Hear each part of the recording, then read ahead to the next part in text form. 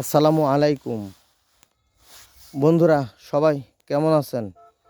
আশা করি ভালোই আছেন। আমিও আপনাদের দোয়ায় আল্লাহর অশেষ মেহেরবানিতে এখন পর্যন্ত সুস্থ আছি, ভালো আছি আলহামদুলিল্লাহ। তো পরম করুণাময় আসেন আল্লাহর নামে শুরু করি। আজকের প্রথম যে কথাটা আপনাদেরকে বলবো যে শেখ হাসিনা এক সময় বলে গেছিলেন যে ভাত বাদ দেন, ভাতের বদলে আলু খান। আর আপনার রোজার সময় বেগুনের দামের ব্যাপারে বলে গেছিল, বেগুনি বাদ দিয়ে আপনার হলো মিষ্টি লাউ দিয়ে বেগুনি করা যায়। তো যাই হোক, উনি হয়তো বঙ্গভবনে খাইতেন, আর কি খাইতেন না খাইতেন সেটা আমরা দেখছি, যখন বঙ্গভবন লুট হয় সবই দেখছি। তো আজকে আপনাদেরকে সুন্দর একটা জিনিস দেখাবো, সেটা হলো আলু। আমি বর্তমানে অবস্থান করছি নওগাঁ জেলার ধামইরহাট থানার একদম শেষ প্রান্তে।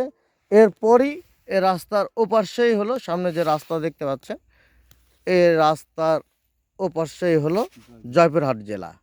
এ পাশে হলো নওগাঁ জেলা, ওই পাশে হলো জয়পুরহাট জেলা। তো যাই হোক, এই রাস্তার ঠিক এই জায়গাতেই মানে ভিডিওটা আমি করছি, যাতে আপনারা সহজে রাস্তাটা বুঝতে পারেন। রাস্তায় গাড়ি ঘোড়ারা দেখতে পারলে আপনি বুঝতে পারবেন যে আসলে রাস্তাটা কোথায়। এই সামনের এই রাস্তাটাই জয়পুরহাট জেলা।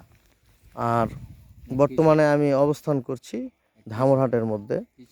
তো আলু চাষ নিয়ে চাষি ভাইয়ের সঙ্গে আমি কিছু তথ্য শেয়ার করব, আশা করি আপনাদের ভালো লাগবে।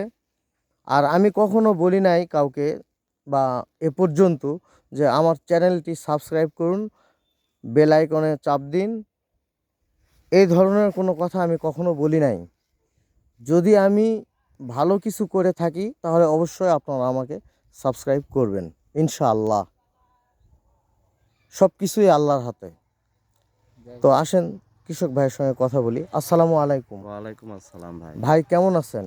আল্লাহর রহমতে ভালো আছি ভাই। ভালো আছেন না? জি। যাক আলহামদুলিল্লাহ। এখানে আপনার জমি কতটুকু হবে ভাই? এখানে আমার প্রায় 9 কাঠার মতো হবে আলু লাগাইছি আমি। আচ্ছা, 9 কাঠা। হ্যাঁ। 9 কাঠা, এটা কি আলু? এটা এটা হচ্ছে তোমার ওই যে